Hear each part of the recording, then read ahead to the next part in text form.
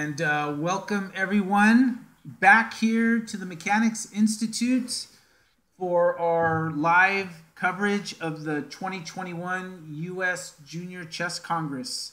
I'm Abel Talamantes, chess director at the Mechanics Institute, and returning with me are Grandmaster Nick DeFermian and FIDE Master Paul Whitehead.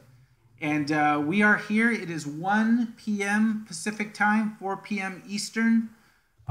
We have the two-day section, the 16 and 18 and under section. They are in round 5 right now, round 5 of 6. And the one-day sections that we have, the 12 and under and the 14 and under, they are wrapping up round 3. Right now, so those games are wrapping up. As soon as they wrap up and we have the standings after round 3, we'll go over the standings and take a look to see what's going on. How's it going, guys?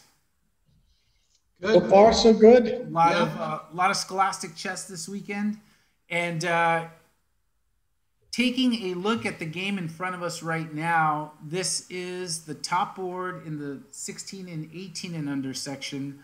The two players that we saw were undefeated with 4 out of 4 are facing off, and it is Elijah Platnick.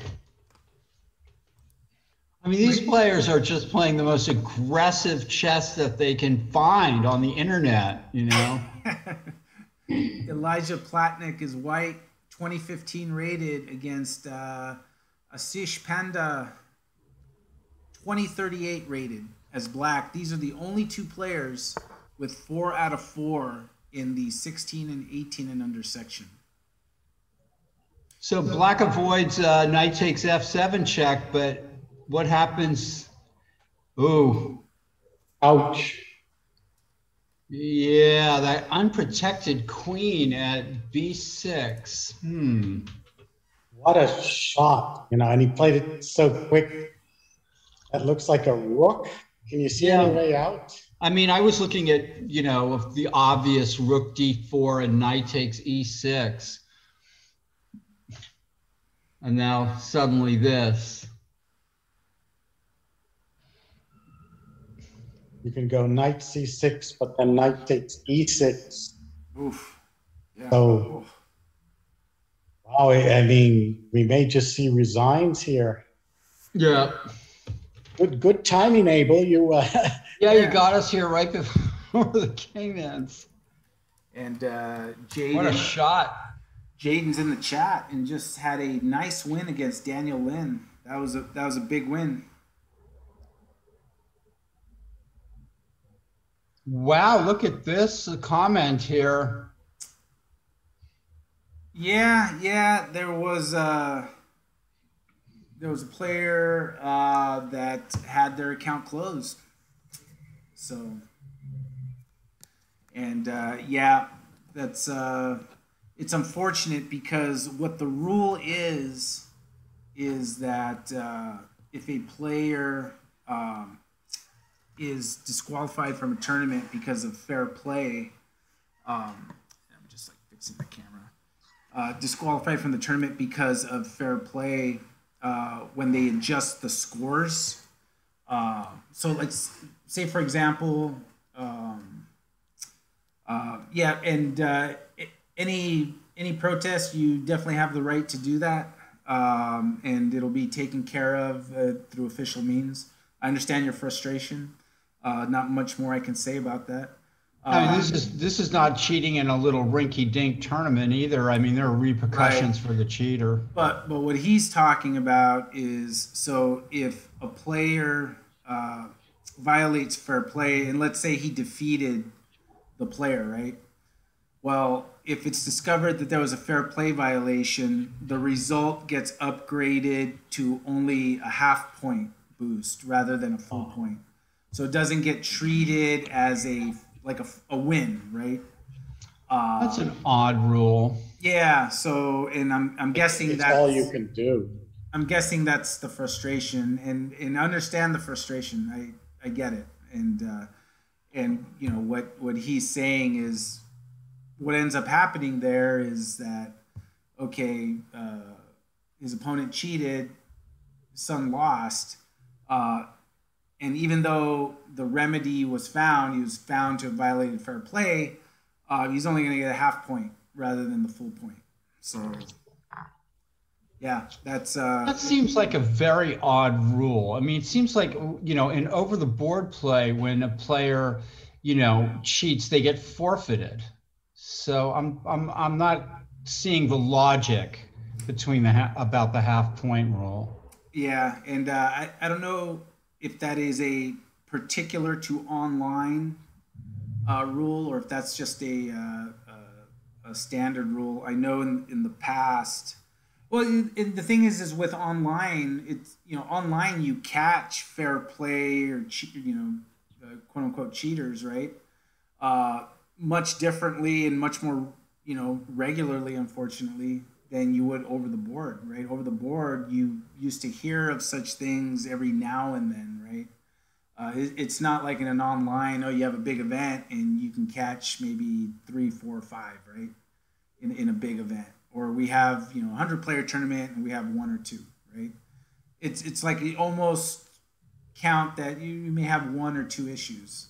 But in over-the-board play, like when do you have a fair play violation? Like not very often. Even when I was directing over-the-board tournaments, there was only like a handful in, you know, 4 or 5 years that I was directing tournament and several tournaments over the course of a year, where it was an actual fair play, right? Where someone saw him using a phone somewhere and we had to remove him from the tournament.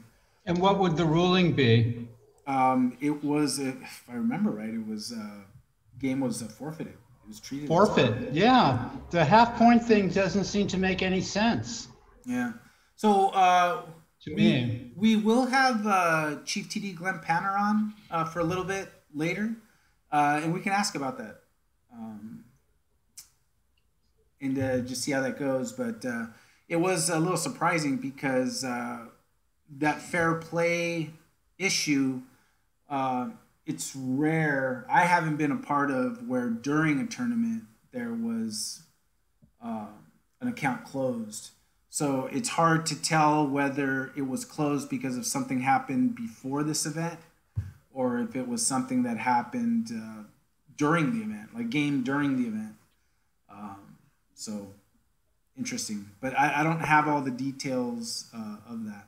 So well, neither do I, and I don't mean to stick my neck out quite as far as I did. Although I still, you know, upon consideration, it always seems to me that the cheater, you know, gets forfeited. No, it's. I mean, it's.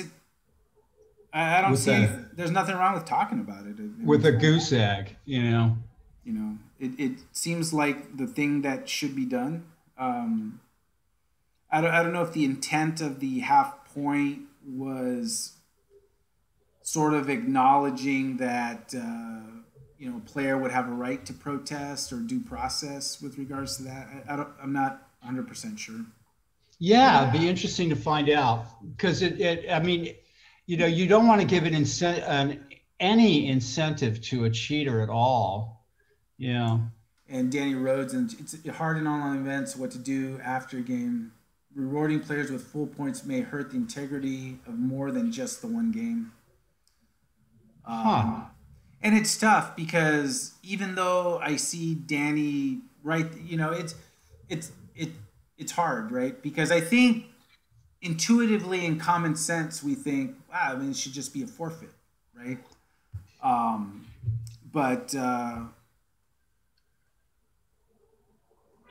yeah, I mean, it's tough. I mean, honestly, to me, it should be, you know, yeah, there's me, the TD, and then there's me, the person, right? Right. Me, the TD, adheres to the rules of the U.S. Chess Federation as they're right. spelled out, and you know, particularly to online play, the rule is there. The rule is the rule. It's upgraded to a half point. I think when people were running over the board tournaments, I think TDs sort of ruled it a little more liberally how they wanted to. But because this happens much more often because it's online, I think tournament directors, by and large, are sticking to the standard of adjusting by only a half point upward, as is prescribed in the rule. So Interesting. but me, the person, believes that if there's a fair play violation, that should be a 0 all the way. I mean, I know of an issue in, I believe it was a Norm event where someone was, caught for fair play, and they adjusted all the games as zeros, right, as forfeits. I believe, if I remember that right. But we'll ask Glenn about it. He's the expert. He's organized several big high-level events, several online huge events. I know Judith was part of the task force that came up with the rules. So if she has time, maybe she can come on. But that's the rule, and that's why it was only a half-point adjustment. Interesting. Back to the games. Or the game. So everything is still there. That rook is still in some trouble.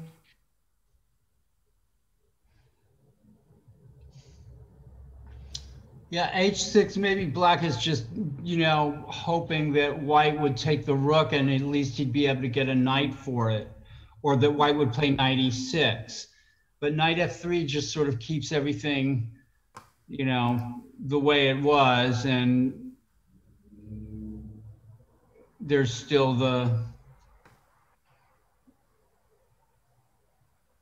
rook hanging at d4. And let's take a look at board 2 in the 16 and 18 and under. It is the overall top seed, Terry Luo, 2277 rated. He's playing white against Sriram Krishnakumar, national master. Ooh, this is a great battle then. It should be a great, and they're both at 3.5. Both at 3.5, so both these players are within striking distance of the top of the leaderboard. And this is where we're at. Wow, this is like some kind of Karpov Petrosian game or something. out of a Queen's Gambit accepted. Oh, somehow I like black that you're kind of hitting at the center, that your king is safe. Yeah, it's an interesting position, requiring a lot of delicacy. Yeah, if black can induce white to play d5, and then blockade the pawns somehow. And sorry, Charman, I think I flipped the game right when you were asking that question. But Nick, if you have the Grandmaster memory, he's asking why couldn't he play knight x e6, and I'm guessing it's from the Elijah Platnick game. Well, he could, but this move is better. It just wins a clean rook. Well, now I'm curious because I don't have Nick's memory, so here we go. Yeah. So you're saying here, why not go knight x e6, and you'll see it soon after h6. Because queen takes knight, queen takes rook, you're only up the exchange. But knight f3, just the rook is pinned and lost. And the whole rook. Wins it for free. There you go. Yep, that's right. And Flazula says what you said. So thank you for the analysis and the engagement, everyone. And back to the board 2 matchup.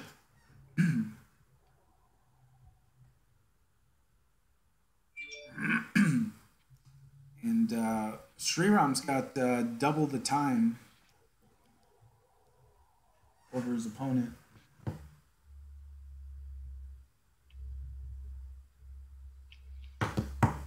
Yeah, white's rooks are a little funny on the A file now, huh? Yeah. think you should sack a pawn and go bishop d5, queen takes d4, rook a7, and play actively. That's a terrific idea.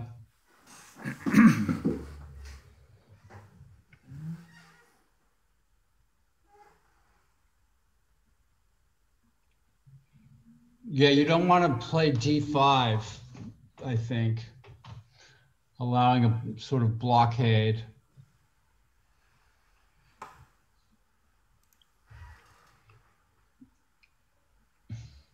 But these players are at 3.5, so they're not quite the leaders.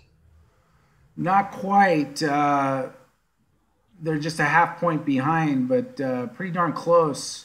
And depending on what happens in the board one game, although the board one game looks like it's heading for a decisive result. Oh, yeah, with one player up a whole rook. And it actually happened. That is it. Elijah Platnick gets it done. And, you know, a lot of us don't think of chess as something where luck is involved, but Elijah Platnick, although he's played extremely well, has benefited from some unforced errors by his opponents. But take whatever you can get, and the bottom line is that's right. You create the positions to have those unforced errors available, right? And that's what happened. So congratulations to Elijah. Now, and congratulations to Inari the Husky, who smother-mated his opponent. Very nice. Nice job, Luke. And so this means one player is going to go into the final round, 5 out of 5. But what makes these other games important, like Sriram's, is if one of these players can get to 4.5, they'll be within striking distance. And there's only 3 players with 3.5. So the 2 that are playing here, Terry Luo and Sriram Krishnakumar. The other player with 3.5, and we'll take a look at that game, but that player is Brajesh Chakrabarty. He's playing Stunning Garbage. So we're going to follow Stunning Garbage. You know, whenever I thought I was the only person who played Stunning Garbage, you know, but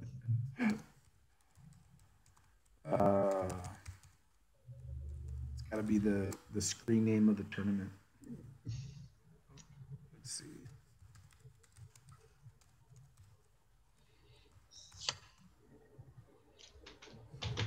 Yeah, this is and White's gonna, maybe they'll get some kind of repetition here, Nick.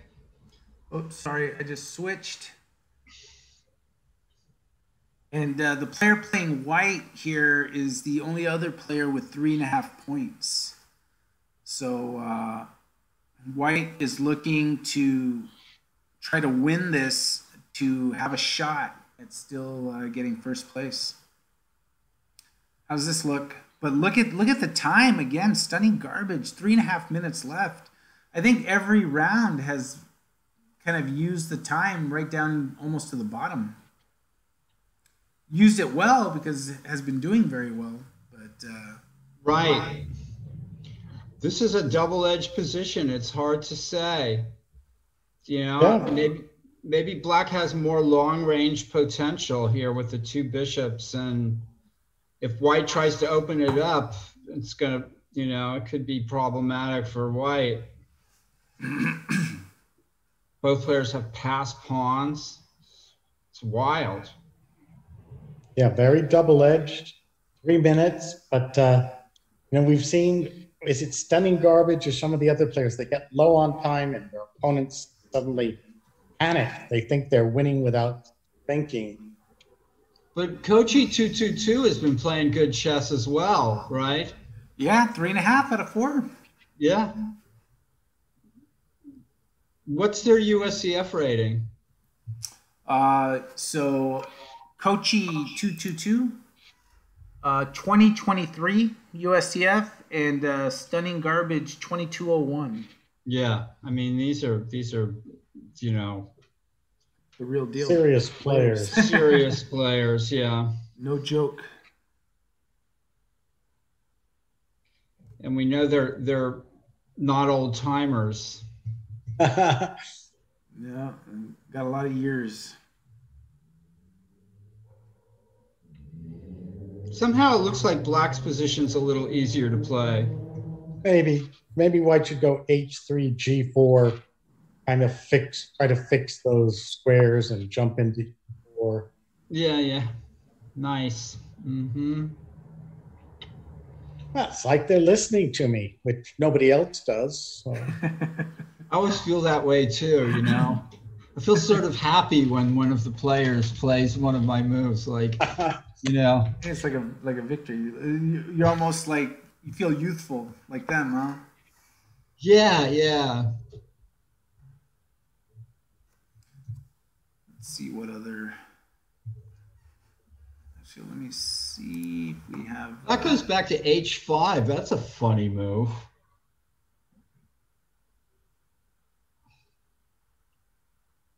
That doesn't seem right to me, but.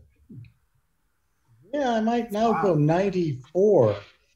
Your White could be getting something here.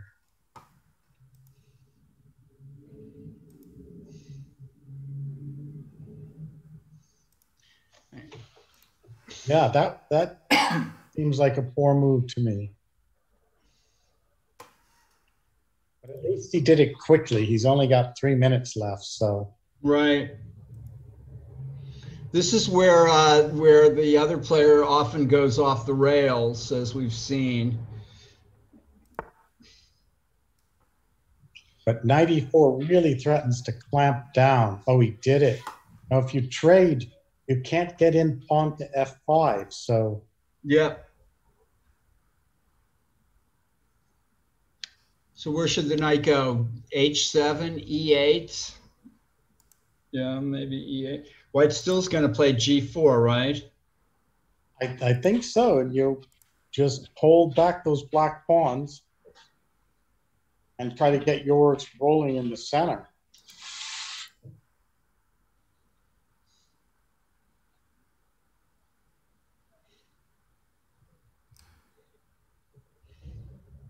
And shortly we will be taking a look at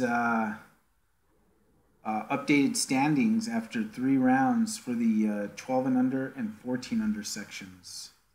Yeah, Bishop H5 was a mistake. It lost a valuable move, or even maybe 2 moves, by allowing White to play G4.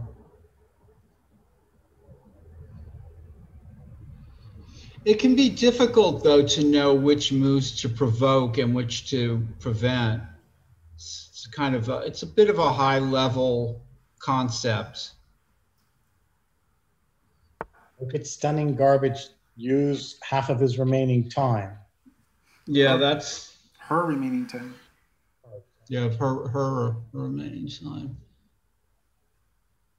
And that's another odd square with D6, being, but it's provocative. I guess White should just stick to the plan, right? G4, and then what, Nick? Bring the other knight around? D4, knight to D2, B4, getting ready for pawn to C5 at the right time. Right. Or D6 and then C5, yeah. Yeah, it's funny.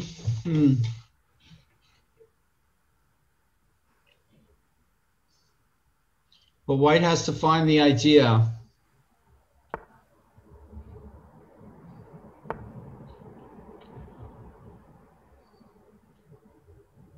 Didn't think so long.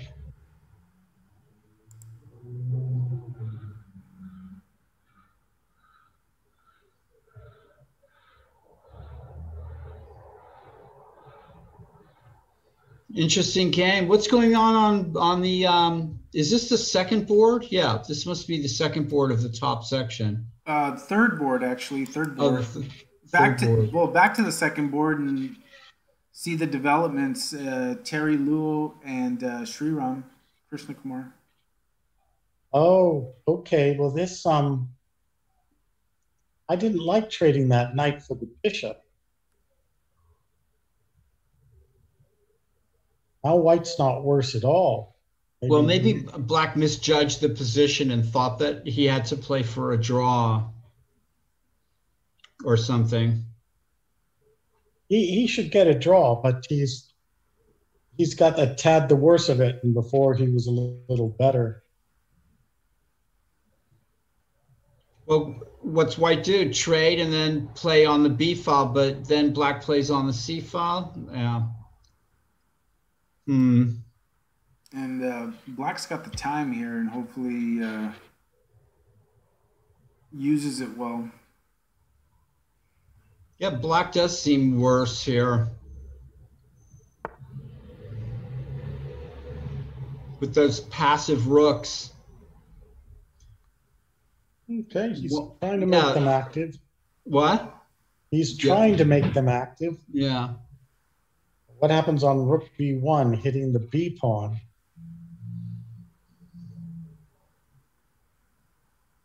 Ooh, be terrible to have to go back. Yeah.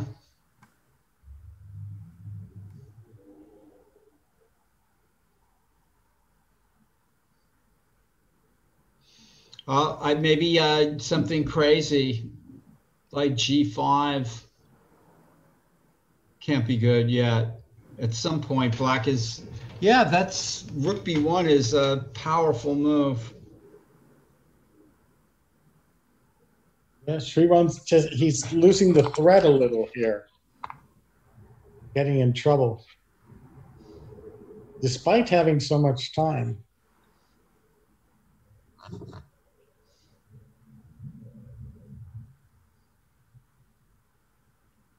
Yeah, it's really about what do they see, right? What do they see? What do they think they have to do? Often the players that are playing see more than than onlookers such as us, but sometimes that's completely reversed. I mean, if rook b8, rook b1, rook b8, then c5, right? Maybe. 6. White decides that it's time.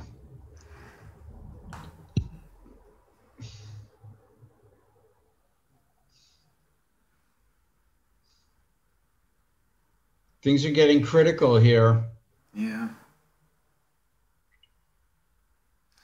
White's going to navigate this with 7 minutes left.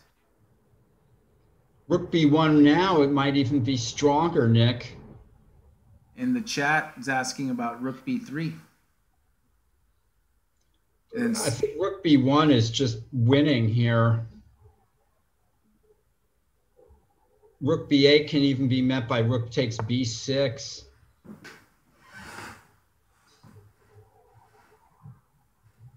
Well, black is just barely holding on. Let's see if white finds any moves to push him over the edge. Oh, it is looking bad. It's something like queen e3. I guess that's pretty good too.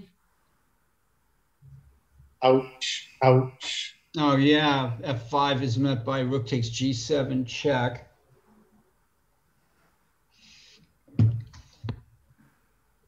Wow, white's winning in a sort of a bloodless way here.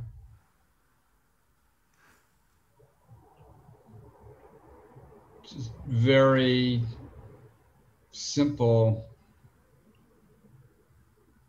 Your best hope is to go rook takes d6, sacrifice the queen, and try to get a blockade.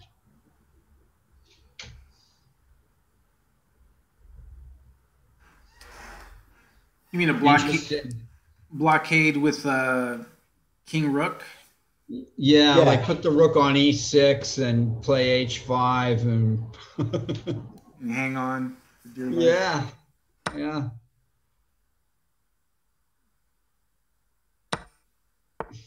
Oh, but what is that? That's just designs. What do you do on Rook D8?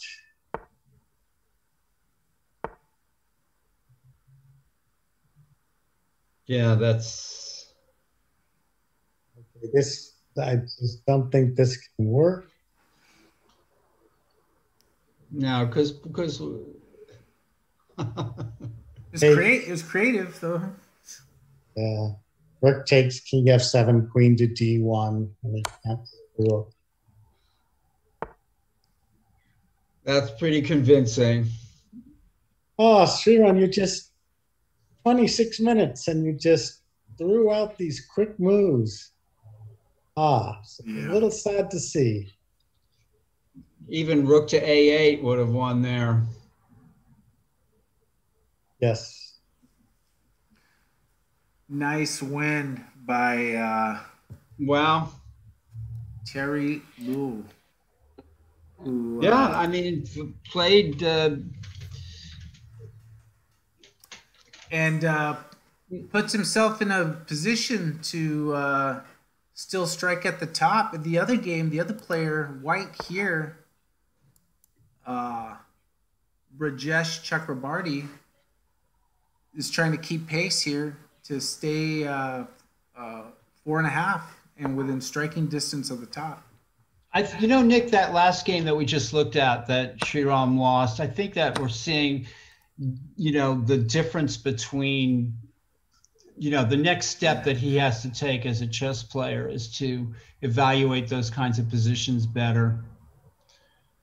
That was just obvious to you that, Black had counterplay by leaving the knight on and so on and so forth. And I think he just thought that he had the worst game. He plays so much quick chess and he's so successful at it, but I think that hurts him when it gets to a slower time control. Or a sort of a critical moment where, the opponent is sort of blitzing out moves. You sort of have this reaction that you need to reciprocate that. Yes, it's automatic. It's ingrained in you. Yeah. There's that too, yeah.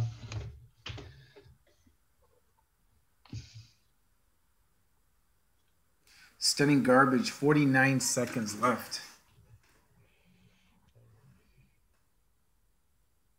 He's worse, but not hopeless. And yeah, this is interesting still. And while we're seeing this play out, here's another game from the section. Holding tough in positions like this is a real art. This is Annika Rajaram Curatori playing Leora Ginsburg. Leora's Pegasus 1015. I like her style. She's kind of calm. She plays the Catalan, tries to squeeze you down like Petrosian would do. A lot of pressure, looks like Black is under. Black better come up with something like Pawn E4 here, maybe. Bishop F7. Yeah, Bishop F7, Paul. Oh, those quick wins are no fun.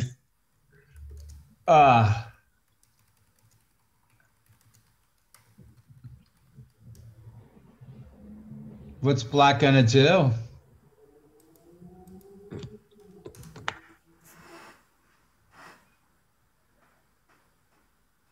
You gotta like that white queen on the dark, sitting on the most perfect square on the board. He puts her pieces on good squares. That's important. Don't steer. That's important. Does Curatori play in our tournaments? She has, yeah. Yes, she has. Yes, it is White's move, and White played what we figured.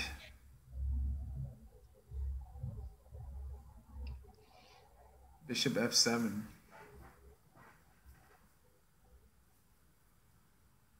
That looks like it. I thought it was Black's move, but yeah, even if it had been Black's move, Black would have been lost. Very, very tough game.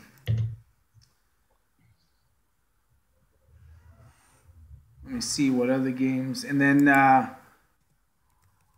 once a lot of the top games wind down, we will take a look at standings for the one-day section.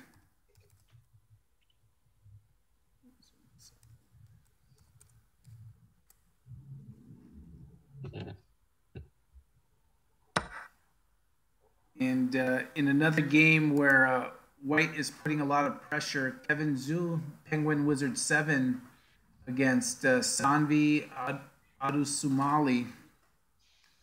Look at those pawns just rolling down. There's a lot of them. Wow. Wow, this is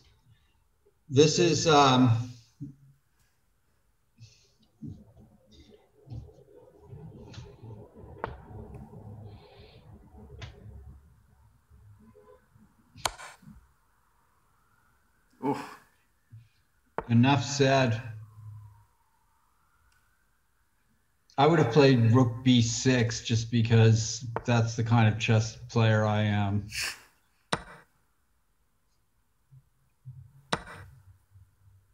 This was pretty good, too, obviously.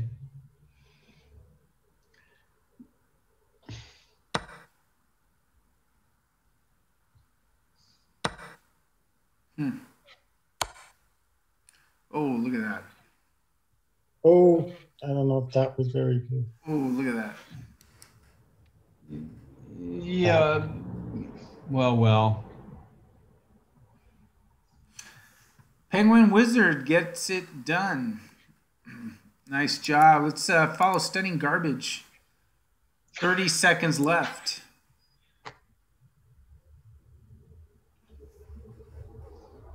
Like A5. Okay, that's a little far away. Where is it going?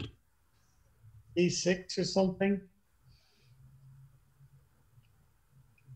Yeah, I'll never forget what Polugievsky said in that book now, you know. He mocked the strong piece on the strong square, you know. I never looked at it that way before, you know. Stunning Garbage is getting a lot of attention. The best screen name. Yeah. Because if you play, let's say you get paired with Stunning Garbage, and then you can say, you know, I played Stunning Garbage today, you know.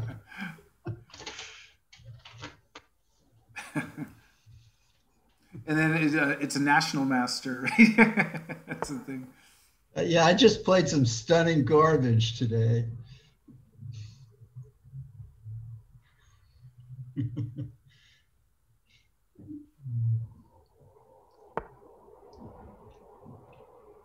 Okay.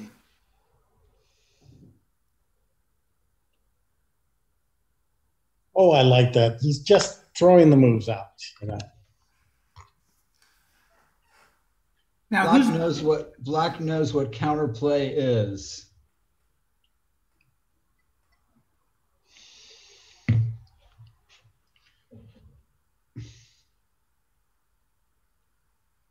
Well, still, picks on E5 is probably very good for one.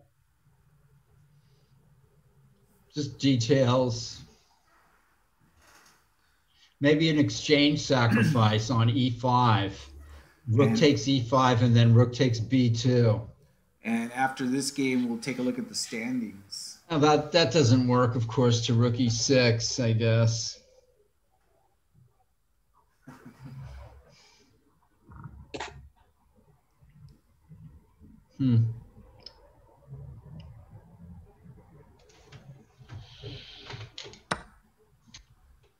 All right, here we go.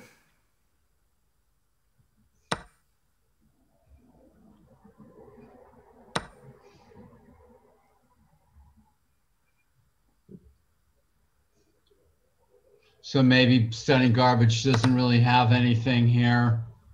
Yeah, that white D-pawn is becoming a real terror. Very hard to stop. Oh, he doesn't take the B-pawn, and he just goes for... Prevents the push. Yeah, but what about rook e6 here? Yeah, this is this is Black's problem. I mean,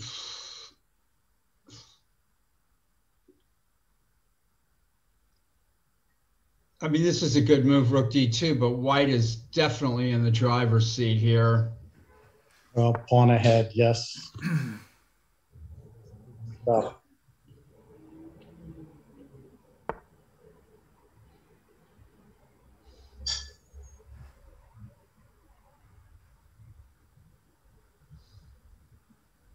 In 15 seconds to like defend, basically. Yeah, meanwhile, White's going to town here. Yeah, it's just grabbing all the pawns. You know, rook a7, rook b2, rook c, rook a5 or a4 or something, and it's just going to be horrible.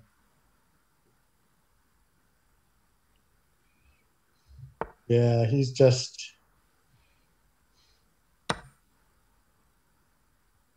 This just shit, yeah. Now d6.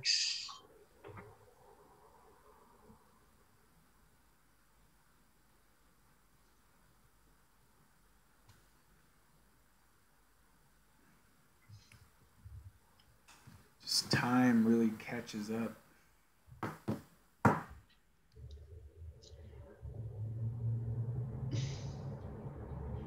White could also maybe play a4 or rook c7. I think all those moves would win. Yes, yes. Completely crushing position. Yeah. Black doesn't have some cheap checkmate somehow with g5.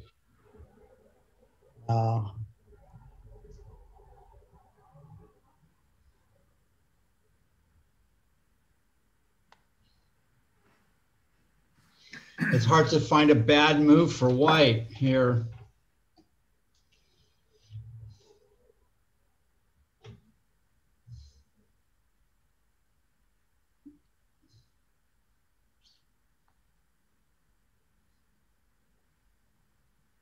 Now, these players, they have 3.5 points.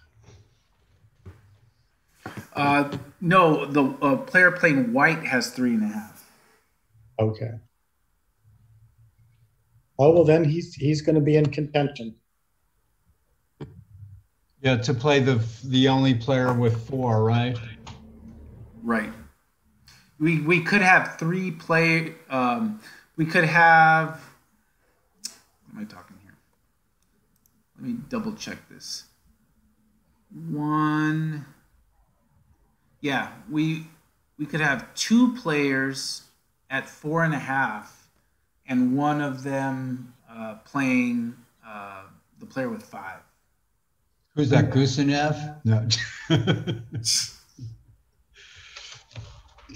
Reminds me of the last round of the TNM.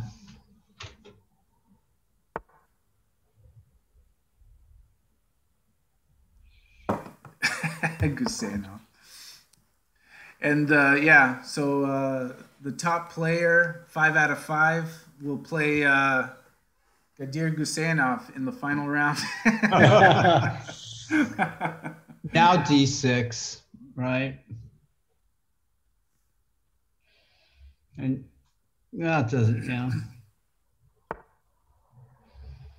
Yeah, the Grandmaster. He plays in our tournaments,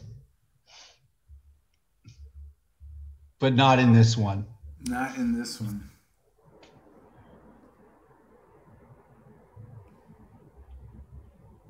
And probably, you know, by the time he was able to play the 16 and 18 and under section, he's probably like 2,600 already. Check.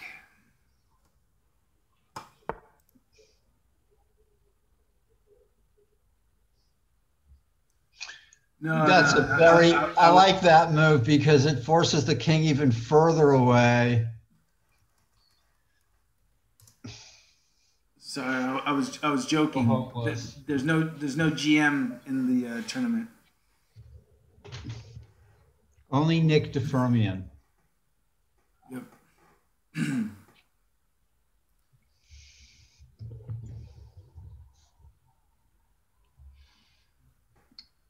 Nick is 18.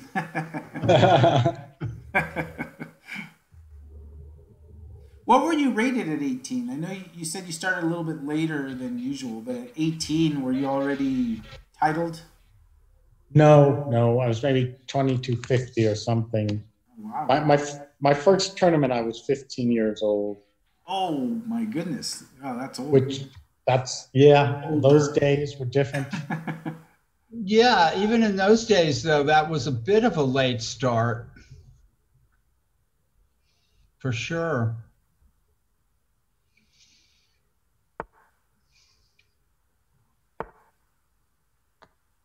So there's a petition going around to get you to play in this tournament, Nick. Hey, if you can make me 18 again, I'll take it. They're going to change the language of the Scholastic rules to you have to be 18 at heart. So it's not age 18 and under, it's age 18 at heart and under. Then that would work. Black is playing great defense here in a hopeless position. It's really nice to watch, actually. I guess there's and still defending some with vague seconds. And with seconds, trying to defend this very complex situation. Oh, that was a good move, pawn to a5. Nick, did you ever play Duncan Suttles? I didn't.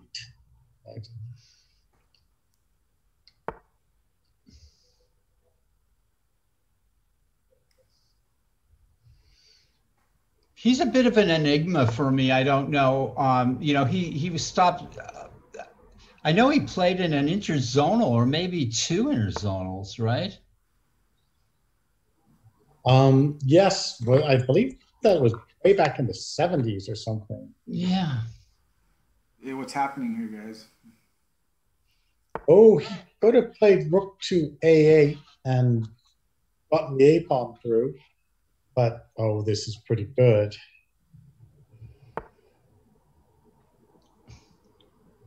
Black is putting up heroic defense here, but it's probably going to be in vain. Oh, that was a nice move, pawn to a7. And he gets a queen. It's a shame. Oh, they're going to promote with check, too. Yeah. Black is only going to have a bishop for a queen here. Not even that. Yeah. Wow. Nice win there. Nice win by Kochi for sure. In that Rajesh Chakrabarty. Very, very nice. Yeah. Nicely done. Some good chess being played. And almost all the games from that section are finished. Let me check on one game that's still near the top of the leaderboard. I'm going to eat a pretzel in honor of the chess players. Oh, yeah, do that for sure. I'm sure they'll appreciate it. Look at that. This game is still going on in the top section. This is Bhavin Shah, 1638, playing white against Anish Lode, Nighthawk 8. 2092 is black.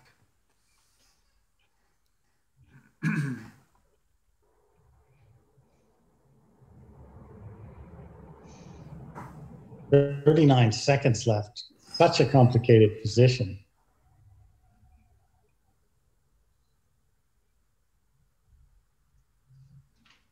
Yeah,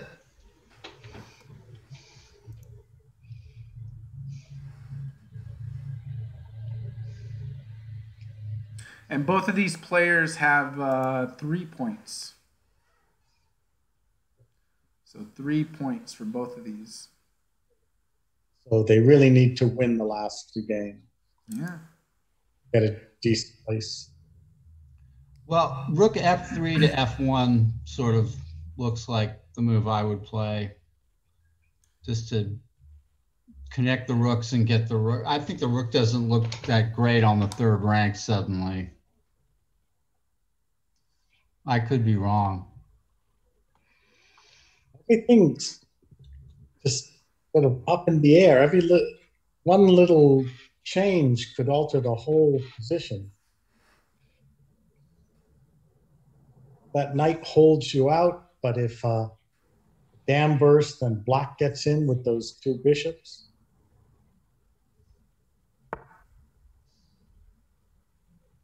Maybe the other rook over.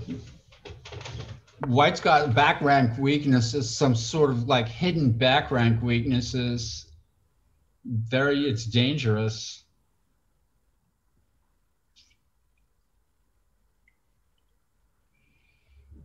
D4, okay, very interesting. 37 seconds left, huh?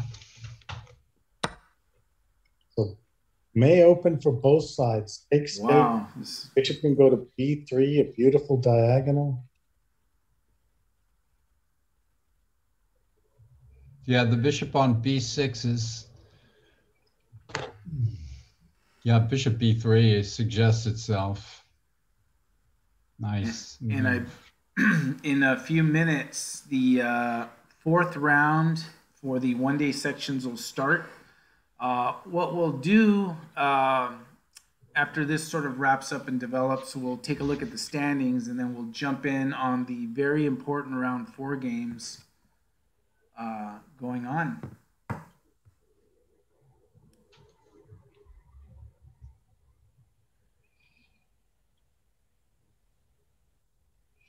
Round 4 are in the under 12 Yep. and under 14.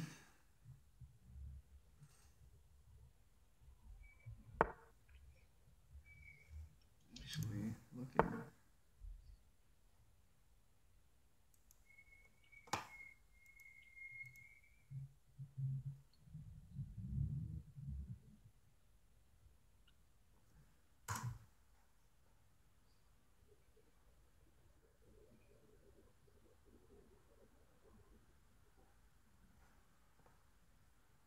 H3 may have not been the right move for various reasons.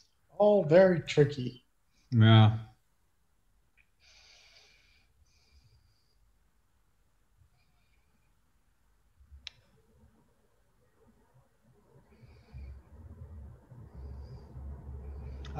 I liked your bishop b3 move. It's still possible, I guess, at some point. Well, I'm not sure it did that much. Yeah, maybe Black would have played rook d7. I mean, I don't know. Still. So here, White probably goes rook d2, and the bishop on a5 goes back to b6. Oh, you're just letting him have that pawn? I guess you can do that.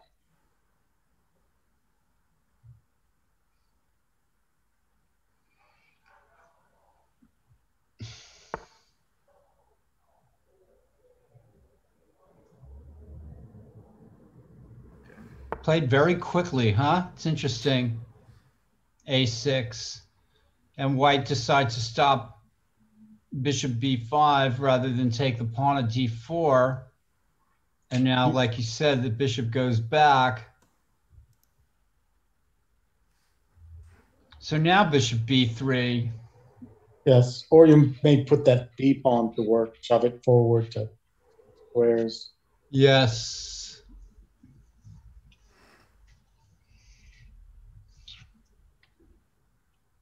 Yeah, somehow White must be better here.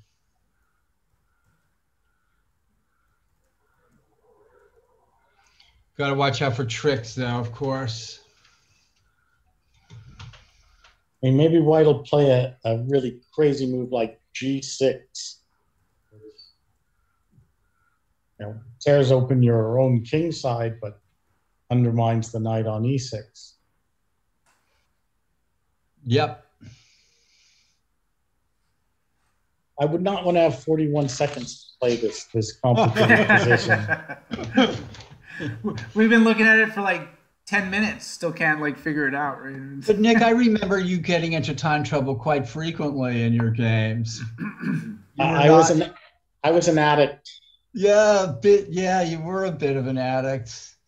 I saw you playing the Cal Chess, the Rapid, and you had a game against Eric Lee, where I think you were short on time, and I think you were trying to defend, but you were like playing quick, and I'm like, wow, Nick plays fast. He can play fast.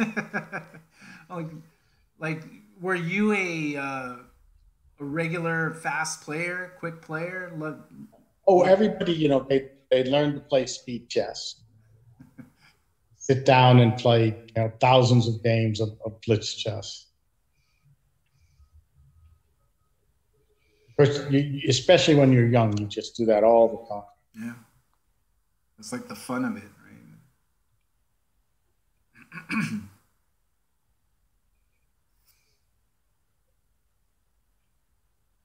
But it's interesting to see that time, which was so great difference, is starting to catch up now.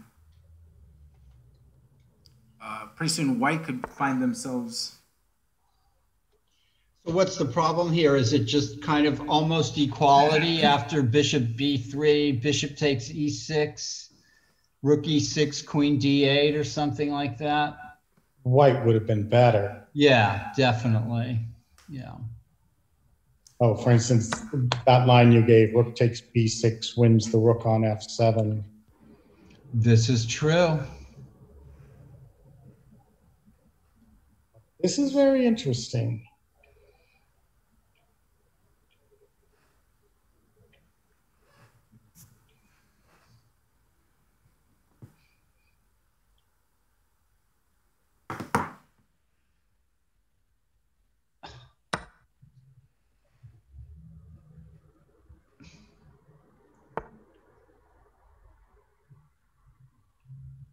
Bishop has to retreat. Oh, retreat. Oh, this could look scary for White. Yeah, Black's gotten a lot of juice out of this position. Squeezing that grapefruit to the. Seriously, this is, there's some nice counterplay going on here. Real fight.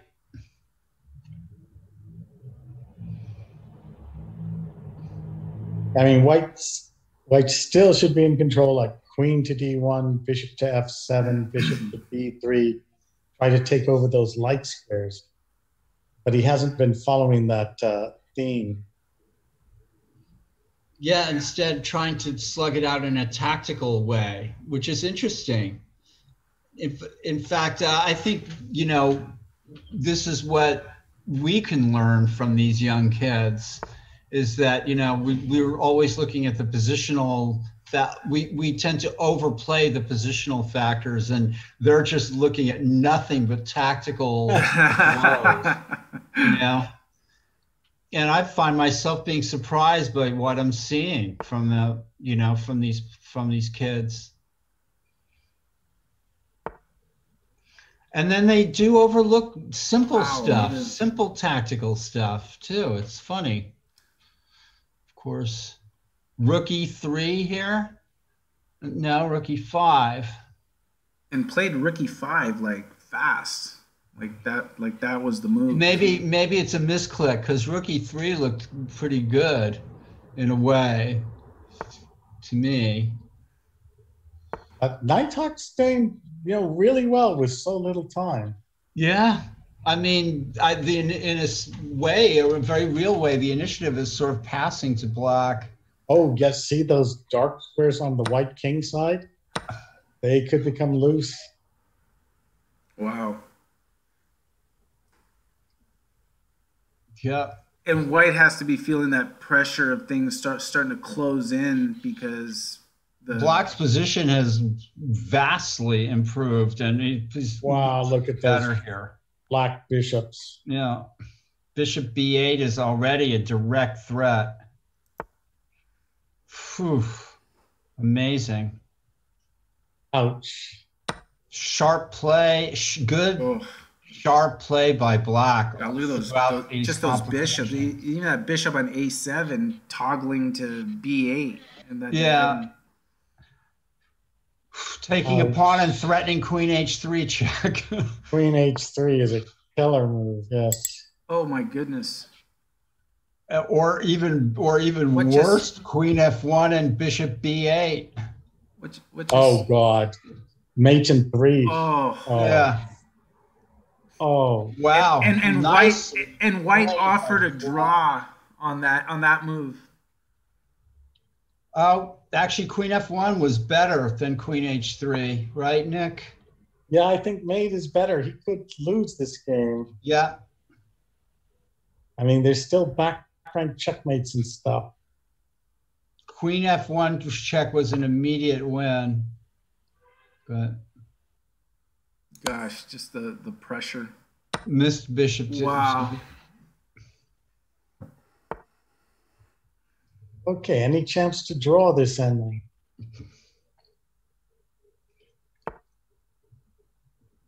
It's tough. Black could have taken, well, yeah. Oh, you'll just let your g-pawn go.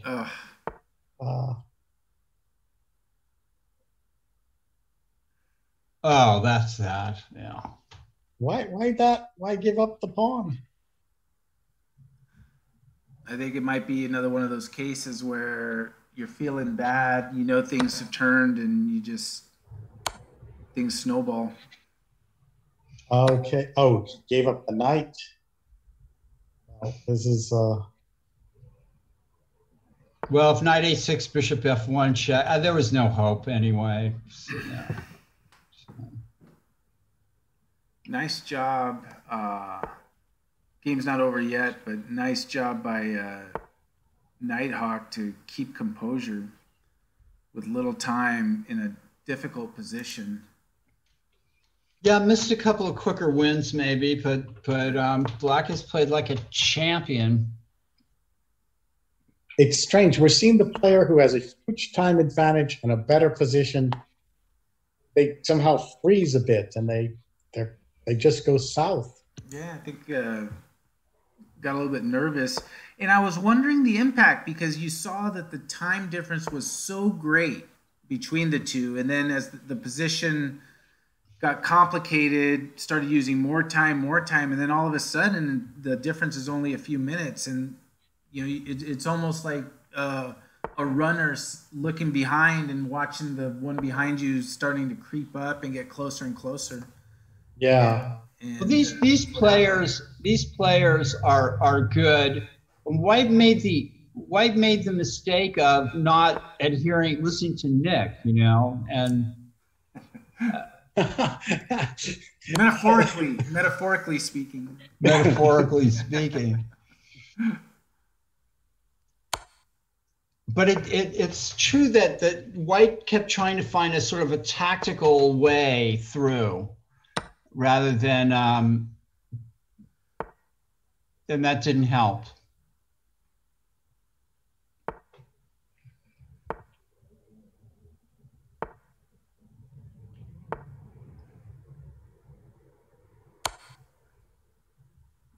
Yeah, this game is going to be in the books here. What I'm going to do is I'm going to go to the let me pull up the Google sheet. We know what the result of that game is going to be. Yeah, we got feeling pretty confident on that one. And we're also going to pull up 14 and under, and we're going to go to current standings there. We're going to go current standings here. Okay, and what we're going to do is let's take a look at the standings, because we have not yet looked at the standings for those sections. Let me pull it up. Because the fourth round has started. It will start with the 12 and under section. And let's go here. Because then we'll have a sense of what they will be playing for. So let me crop this out so we can take a look.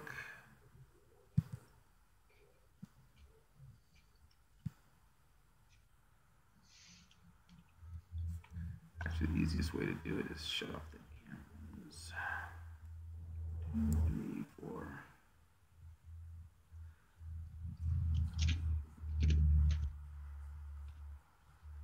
And open this up.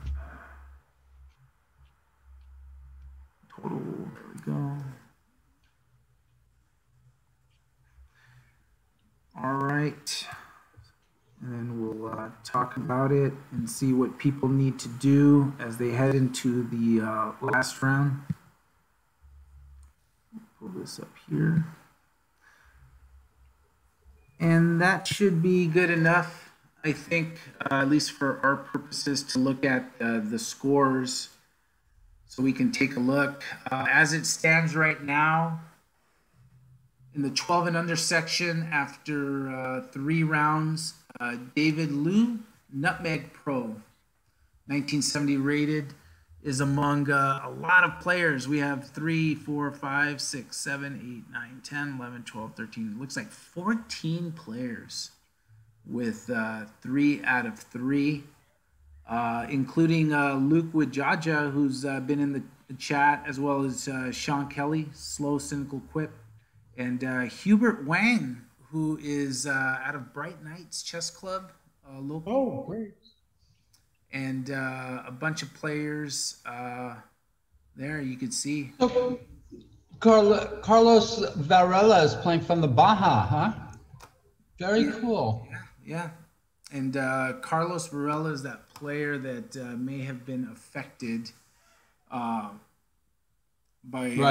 that player, which is why you see an H in round 3. So we'll see how all that plays out. And then taking a look at the 14 and under section. So 14 players in that section with 3 out of 3. In the 14 and under section, we have a little bit less, 3, 4, 5, 6, 7, 8 players with 3 out of 3. Hirsch Singh, the overall top seed, 2253 out of Wisconsin with 3. Nitish Nathan, Benjamin Lauer. The 14 section has a higher rated player than the best player in the under 18 section. The 18 and under, I think he was 2273, but yeah, it's pretty darn close though. Oh, okay. And yeah, strong players with scores of 3. Jaden Zhu, also from the Bay, Sanjay Selvam, Lily Deng, and so that is where we're at right now as we go in. So the 14 and under in this round is going to have some tough games, but both sections are going to have some tough games going in. So let me get back to basically got to fix everything here. And the level of chess has really risen, you know, among the young players. Yeah, I was impressed. I think it's gotten better. Every month it seems to be getting better. In terms of their the strength of the players? And the coaching that's available to all these players, you know, it's like, yeah, for sure. This didn't exist. You had to physically be near a strong player to pick up their, you know, their coaching, or you know, or their wisdom, you know. Right. Now, you can just go online and be in Paul Whitehead's endgame class. That's right, or Nick DeFermian's opening modern chess openings class. Simple as that. Where the secrets are revealed, you know, for the let's see here. Let me fix this window. Yeah, the amount of online chess stuff is pretty amazing. It's, you know, from the fantastic to the sublime. The sublime, to say the least. Yeah, I mean, the bottom line though is it's great Who's having the most fun? it's great that we're seeing these kids able to compete, right? You know, I mean, otherwise, you know, what would be the alternative? We wouldn't have a junior congress, and you know, it's like it's sort of like making the most with what we have, right? But I feel like online we've been able to capture the drama and the thrill of the event, right? Because, very much so. Very much so. Yeah.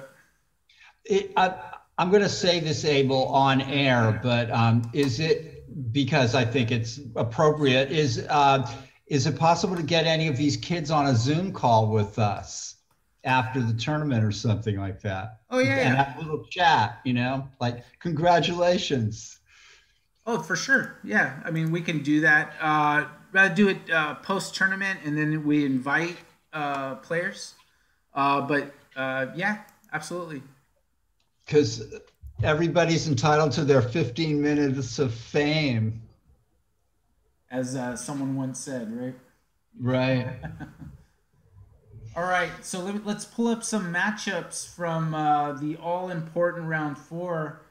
And let me start with the 12 and under section. I'm going to pull up Nutmeg Pro.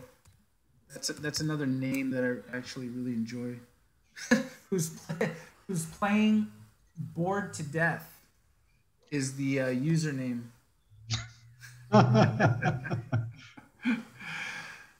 So both of these players, 3 out of 3 in the 12 and under section. Nutmeg Pro is 1970, David Liu, playing Yiqi Zhang, Bored to Death, 1417 rated. Is black.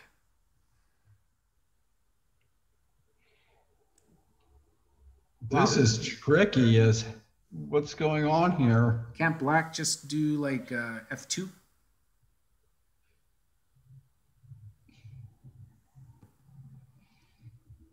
Wow, what a position to walk into here. first game we're gonna cover. Yeah, it looks like there might have been I mean, what's the rook doing on D2? But yeah, that's very funny rook.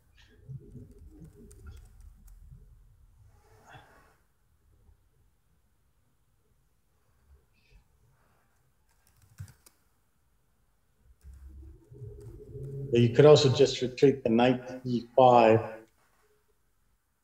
Safe, threaten bishop to H4. Black is on the verge of a sacrificial takedown of some kind here. What does they say in wrestling? The pinning them to the mat. Well, you know the what WWE, stomping on them. Yeah, they have some good term for it. Smackdown or something. Smackdown. What now? Why did black play 95? Wouldn't F2 have been better? Or? There were so many moves. Well, F2, King F1 forced. And then the knight's hanging at well, then something like F5, you know, probably would have been strong. I think you're right. I would have played F2 and F5, I think, just to make it crazy. Yeah, that probably would have done it. Too many threats.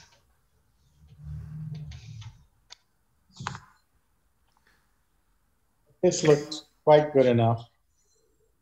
And here's another game from this 12 and under section. Luke Wajaja, 3 out of 3. He is white here against Matthew Gao. And Luke, 1491 USCF, and Matthew, who is black, 1921. Well, these positions are familiar. This did not come out of a Queen's Gambit. Yeah, a nice Winoir French. That's right. Or French. Winoir French is correct. Yeah, F6 was a good move. Nibble at that center.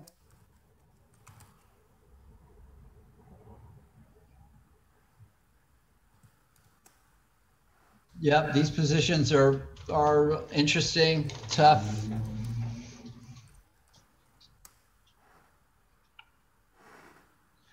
Double-edged. Oh, yeah. And I'm pulling up some games from the 14 and under section we'll take a look at soon.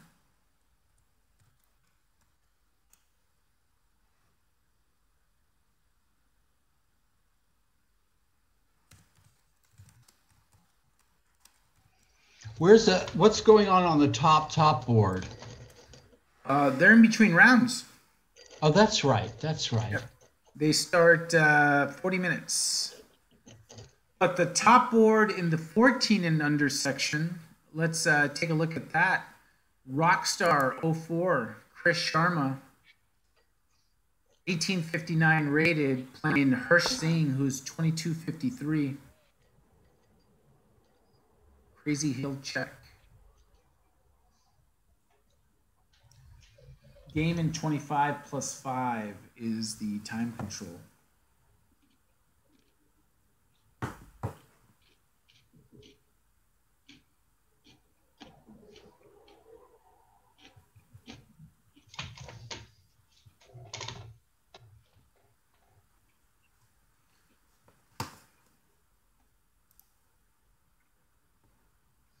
What do you think?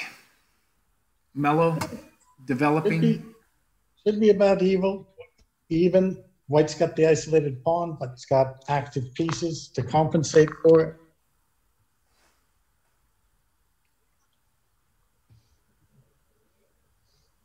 It's got that Caro-Kann look to it. That knight on G3.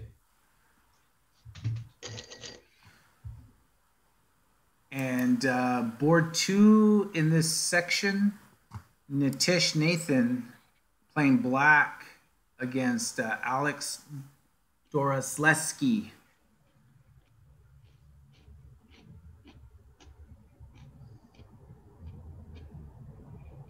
And both players 3 out of 3 in the 14 and under section. Right.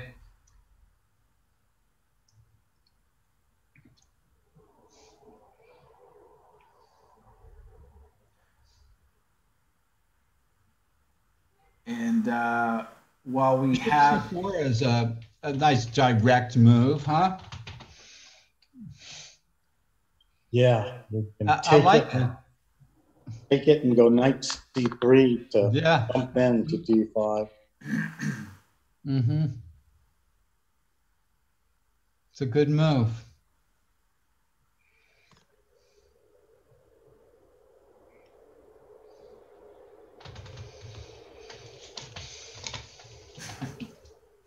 And I just want to take the opportunity now, since things are like a little bit on the quieter. I just want to give all props to the tournament directing staff, because I'm reading the Slack channel. I'm reading Slack channels that are not accessible to. It's only for the tournament directing staff. They are working hard behind the scenes, doing a lot of work. You know, I mean, this is a tournament of 900 kids over the weekend, and Incredible. they're doing a lot to not only keep the integrity of the game intact, but to keep the rounds on time, to keep everything together.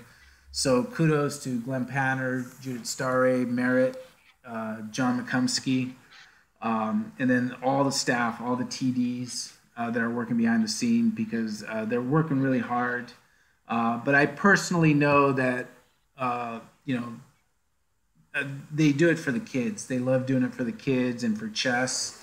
And, it's a Herculean effort. And without them, none of this would come together the way it does. So just kudos to them. If I could give more recognition to them, I would do it easy. But they're working so hard, and they're still working hard, and just props, because there's a lot going on and a lot of work, and they're doing it, and we should all be glad they're doing it. So fantastic. All right, let's check out another 3 out of 3. Sanjay Selvam and Jaden Zhu, the piano Jaden, who we've often seen at the Mechanics Institute with his blue hair. He's playing black. And tough games, because now we have the players are like within 100, 200 points of each other now, as things have, we're getting to the championship rounds. Well, white's better here with the light squares.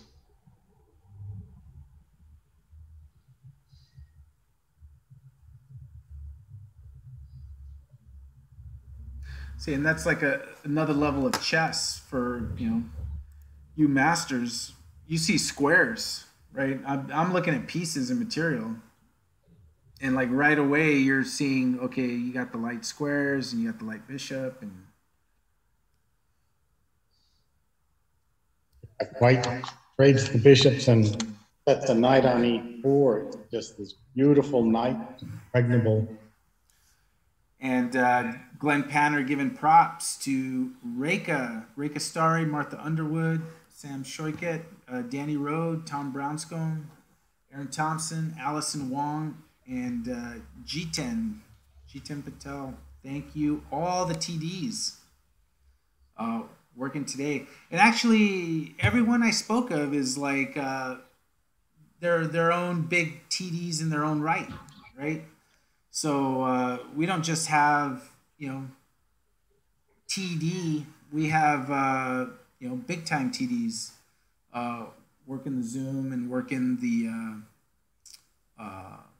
making decisions and making rulings and everything. So a lot of work. I'm glad. Incredible that you all, come together and coordinate so well. Yeah, and Glenn Panner, he runs a tight ship over there. He doesn't mess around. and we got some like great kids helping us out and keep us all feeling young with Allison over there, Allison Wong in the back, and then Reka, who's going off to college soon. She's young, but she has the soul of like a 30-year-old, but that's a good thing.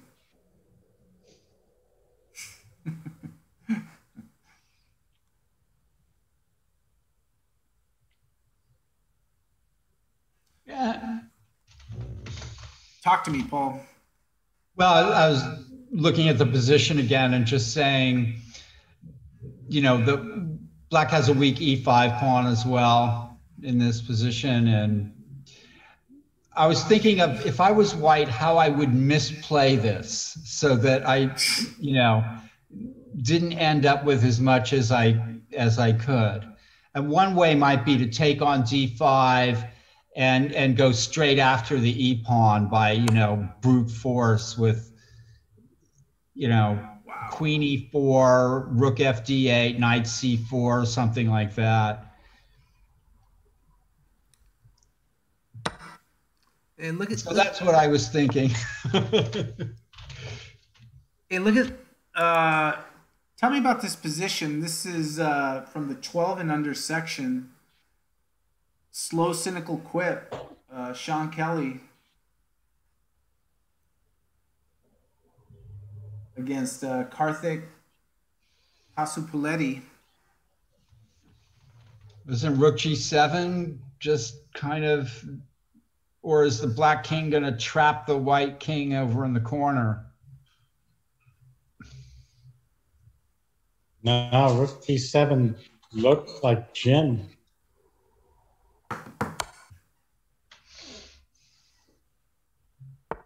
Wait a minute, I thought this was chess.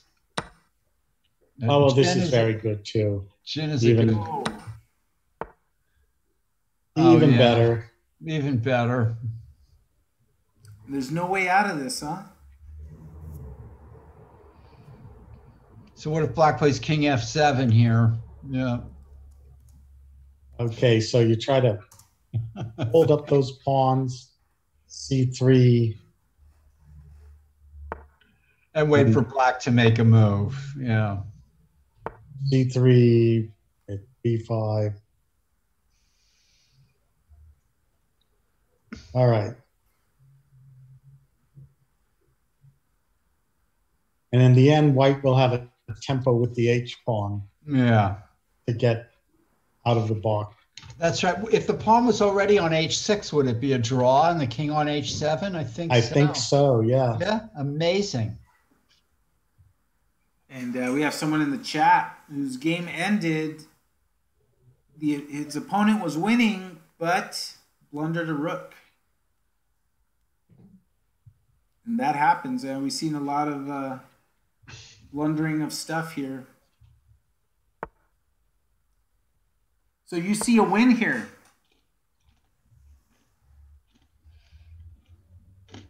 Pawn a4, very good. And black is going to have to give ground. Got to go b6 and b3, and then you give it away.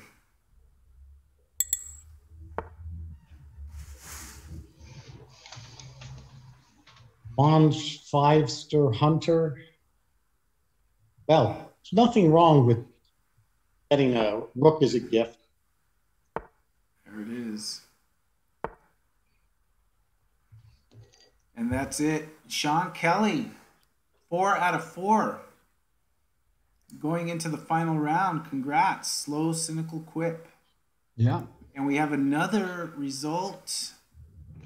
DG Wizard. DG Wizard on board 2 of the 12 and under section wins his game. He's 1958 rated, so he will also go into the last round with 4 out of 4. And looking ahead to the 14 and under section, let's go back to that top board, which is Rockstar 04 Chris Sharma playing white against Hirsch Singh. Hirsch Singh 2253 rated, the overall top seed in the 14 and under.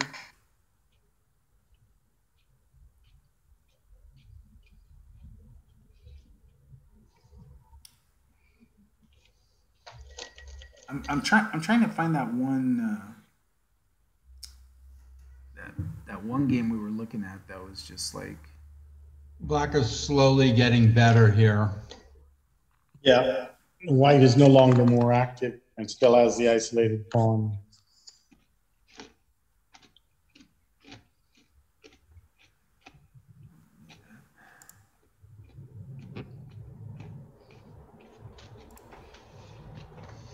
And this is also from the 14. Alex Dorosleski against Nitish Nathan.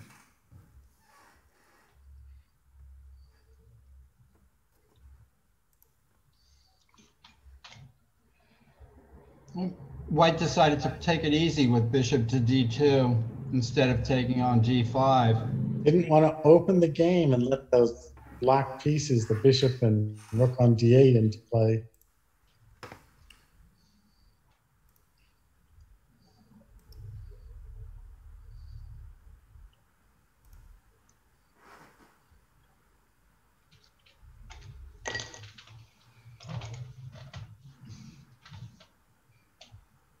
Sometimes there's two equally good ways to play, and the player has to make a decision sort of based on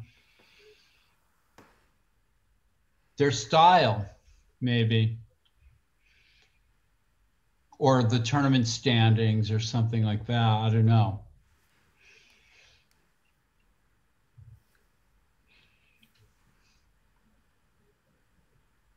Yeah, this a little slower, probably good. Maybe you should lash out with G5. Knight D4 seems. Yeah, I was looking at knight d4 too, but that's a crazy move to play. And there it is, lashing out.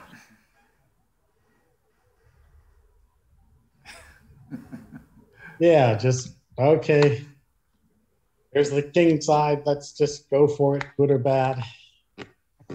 Yeah, but that's the spirit. White slows it down, and black senses that the time is now or never, you know. Of course, you're trying to control the d4, trying to get a knight d4 or something. Yes. And okay. But in a sense, white, you know, okay, so white doesn't take on d5 and just pretends that it's all fine. Black could play g4, right? No. D4, bishop takes d5. Takes on f3, bishop f3, and then knight d4. Knight d4, then queen e3. Ooh, and you'd have a bishop g5 at the end there. Oh, look at that, yeah. So queen d3 instead, but interesting. Crossfire. Both players are under crossfire, Abel. Let me. You allow that at your tournaments? People throwing darts at each other. Well, here's another game. Talk about crossfire, although the fire might be coming more from one side. Luke Wajaja in his game in the 12 and under section against Matthew Gao. Matthews played this French very well as black.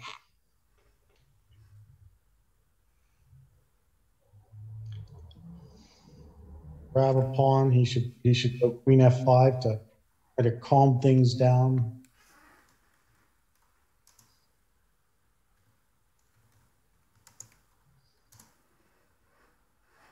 And Sean Kelly's in the chat. Nice win. We covered that game.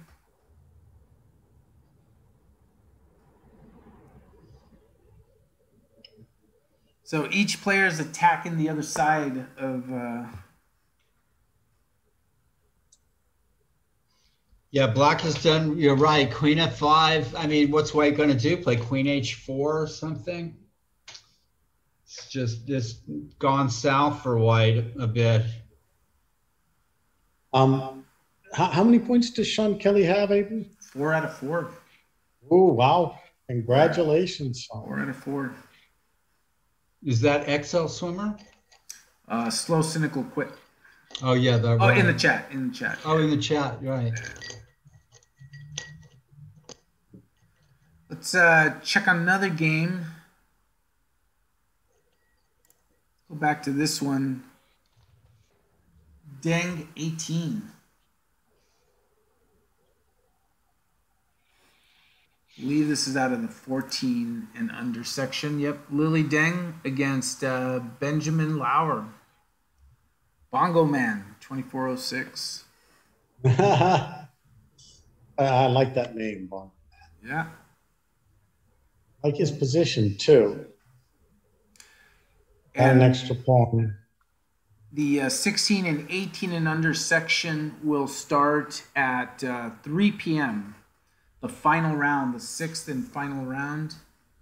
I'm not yet seeing that we have the pairings for that round yet. but it will start. And what we're going to do is we're going to take a quick break from. Let me see. Actually, Wow, Bongo Man 2406 got a nice position. yeah, we'll be taking a quick break from about 3 to 3:30, and then we'll jump back on, and we will be on right up to the finale of all the sections. And who knows, maybe we'll get some of the kids to jump on in.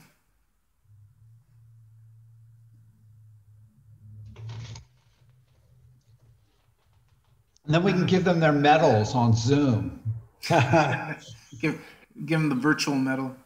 Right. Yeah, and these kids, they're gonna get some like really cool medals that they're gonna have their names imprinted on them by the trophy companies. So they're gonna get it shipped to them. Their name's gonna be on them with the place and the event, and it's gonna be really cool. It's gonna be so cool. They're not gonna want to go to a live tournament anymore. They're gonna say, "Hey, the prizes for the online ones are pretty good." Although they probably want the big trophy.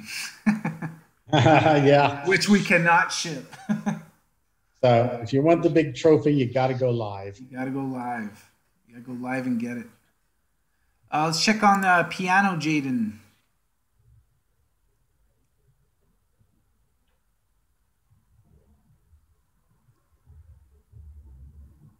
This was that game with the weak white squares, and now it's a pawn. But you just shove that e-pawn up. Try to cause trouble. Try to create some chaos. He's got to be thinking about it, but he's under 3 minutes.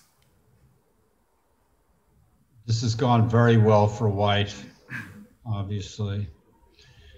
But right, like you said, e4 is the chance. You have to do it. Black has to do it.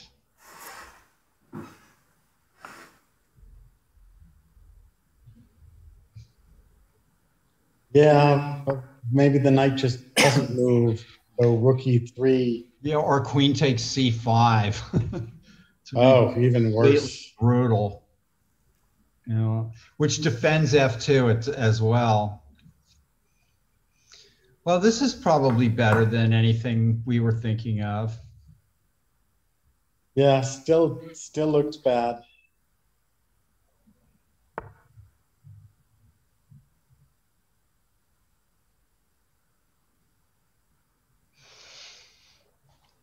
It's difficult to generate play for black.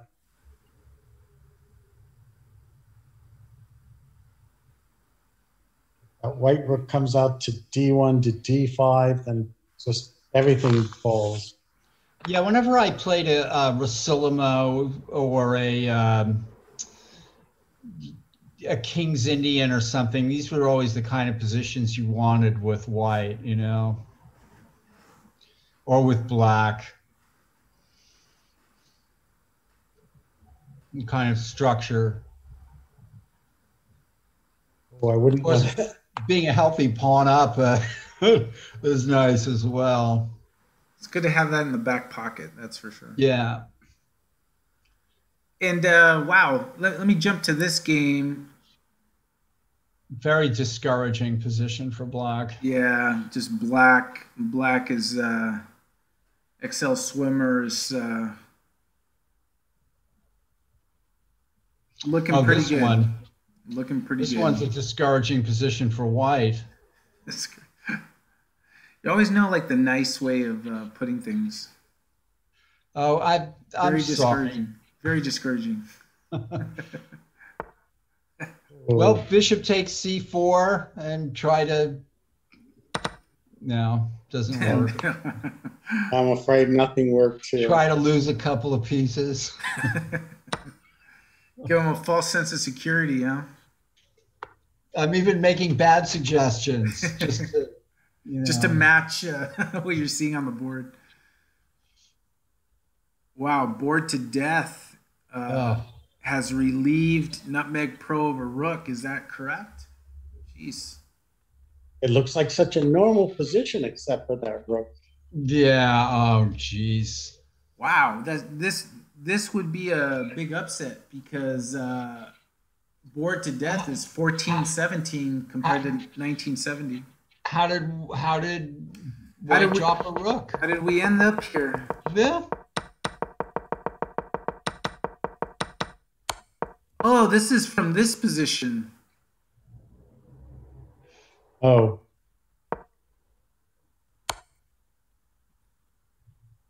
Check. Oh, this game. Ah, look at that.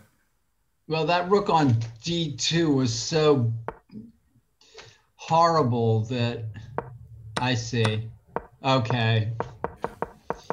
I see. And there we go. Yep. Wow. Got into a little trouble out of the opening, and then that was it.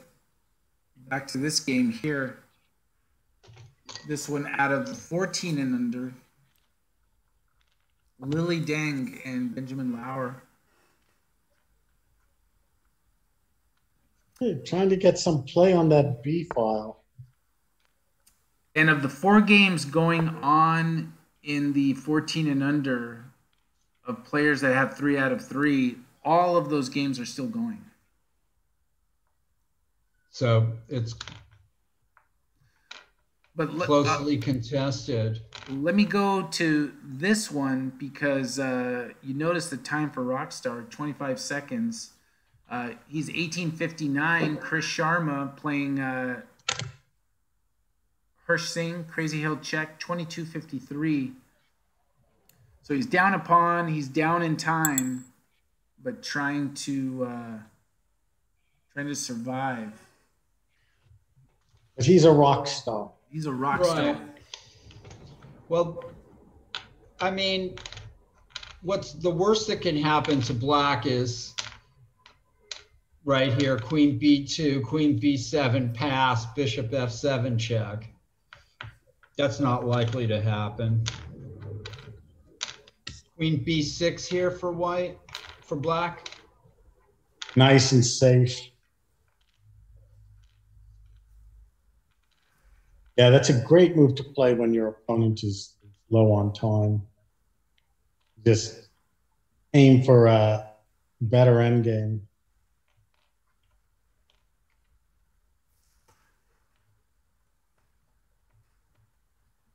Back to Piano Jaden, who's now 9 seconds left in his game. This 2 more pawns went down. Oh, Losing more squares.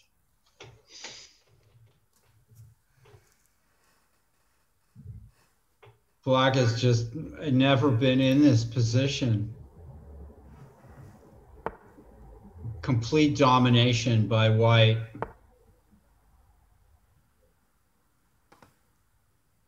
B5 wins another pawn. It's just Yes. becoming a massacre.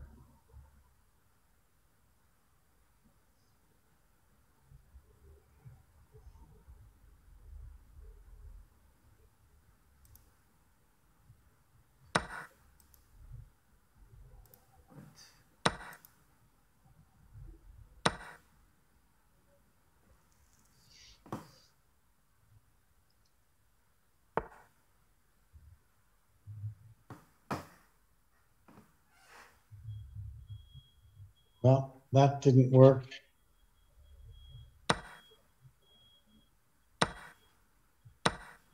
Queen takes C4 and Queen C7 check. All right. Brutal Pawn ending. geometry. Ruthless geometry. Oh, you didn't see it, although this is pretty convincing.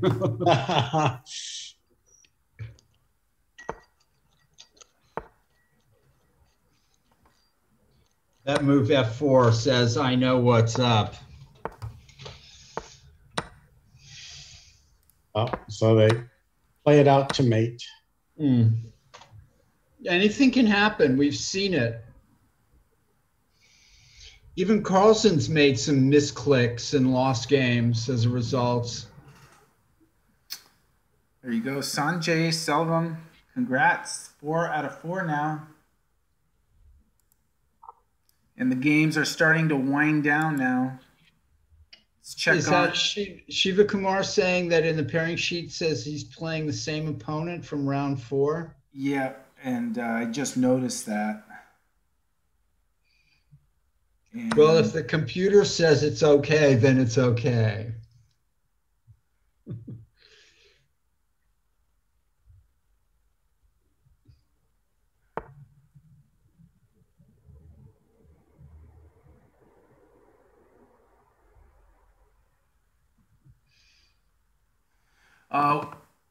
I noticed that, and I'm sure they're going to work on fixing that.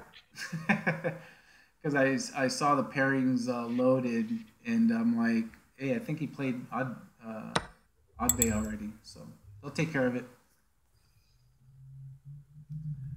And know that that is not allowed. So.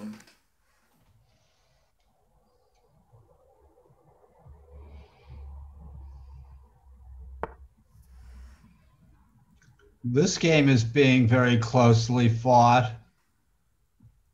with Black probably being, who knows who's, Black's regretting that G5 move now. Maybe he goes G4, just put it on. Oh, there you go. Nice move.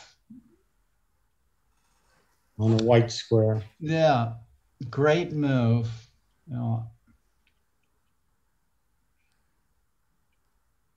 Yeah, I would do that before starting to trade rooks with rook D1, rook takes D1, and other rook to D8.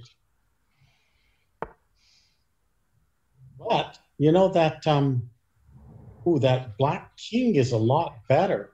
Yeah, so maybe white doesn't have time. Because he can navigate to the white squares, huh? Yeah, right up the board. But black king coming to D5. Yeah, white should have been thinking more about these trades, maybe. Maybe rook A1 was better than trading on D8. Yeah. So daring the king to come forward. How do you save that e-pawn? King coming to D5, bishop coming to C7. Yep. Oh, 20 seconds left. Getting desperate. Yeah, Natish looks like he has this now.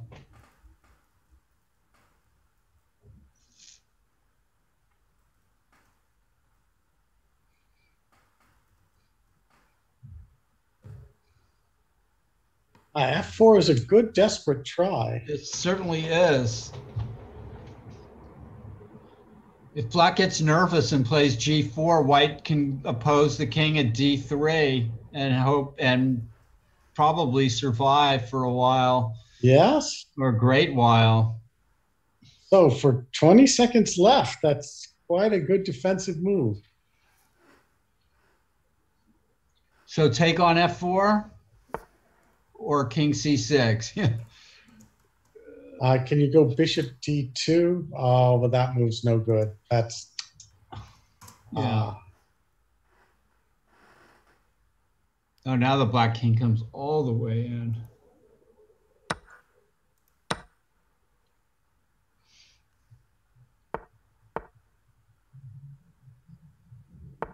Yeah, good exchange. Put it on E4 probably. Just domination.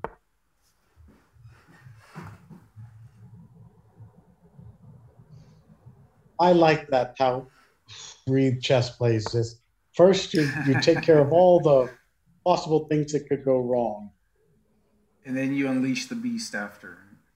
Yes.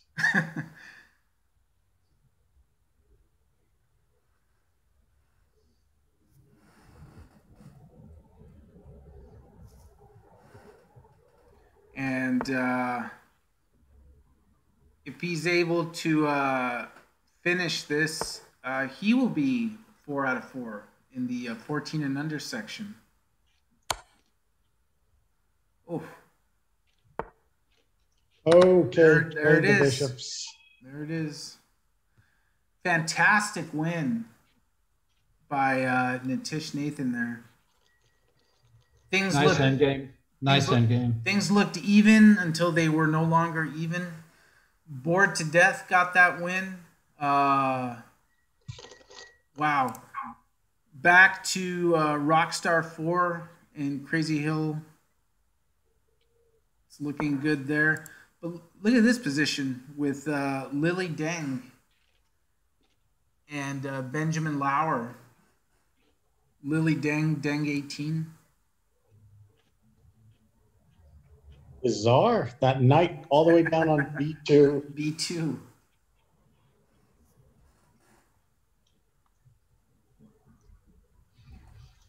Wow, Black has must have a winning position here.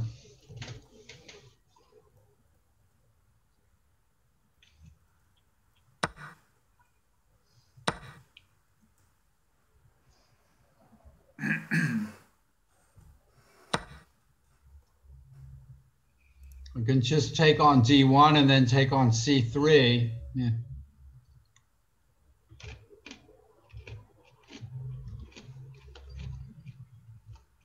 No way out. This is just so.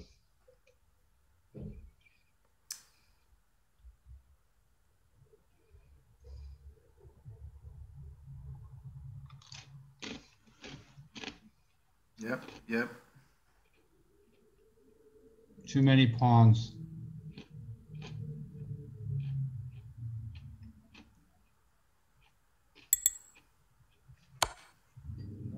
One minute left.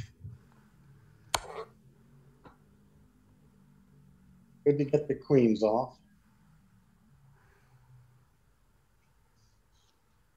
And to your shock, Bongo Man declined to draw. Oh, yeah.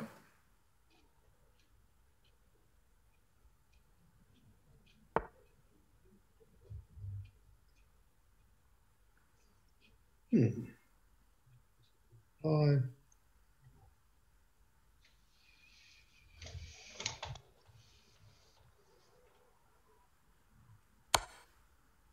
No cheapos with the back rank.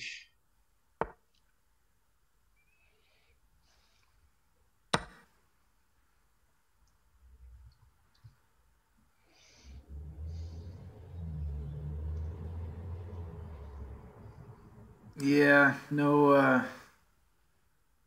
I like taking on G2 like that.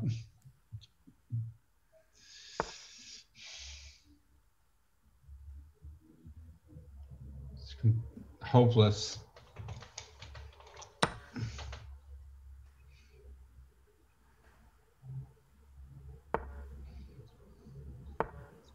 Rook E3 trying for the checkmate.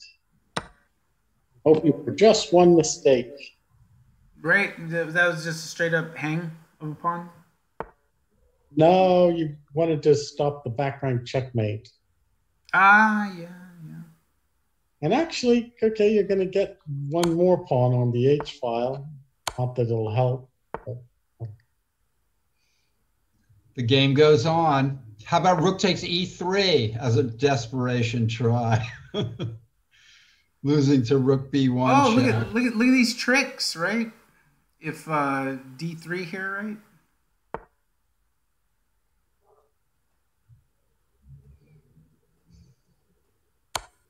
right? He sees it.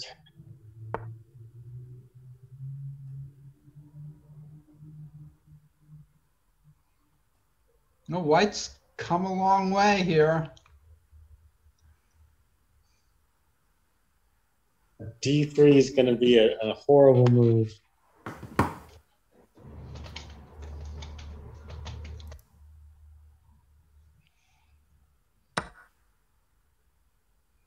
So Rook E6. 3 looks still D3. Oh, White should have played Rook D6, right? Yes. Now D3. But if he had played Rook D6, there was still a hope. Yeah. Now it's mate. Rook to A1. You switch to the other side. Yeah. Plus the bishop's hanging at F6. And there it is. Wow. All right. Well, everyone, we are going to take 30 minutes. We will be back at 3:30, and we will cover the final round of the top section, the final round of the one-day sections, and we're going to have Glenn Panner join us at 3:30 when we get back. So, Abel, do you need to take a quick break? We're all taking a break. 3:30 All right. until 3:30. Okay. I definitely need it too. So everyone, 3:30, we will be back and we will see you shortly. Thank you.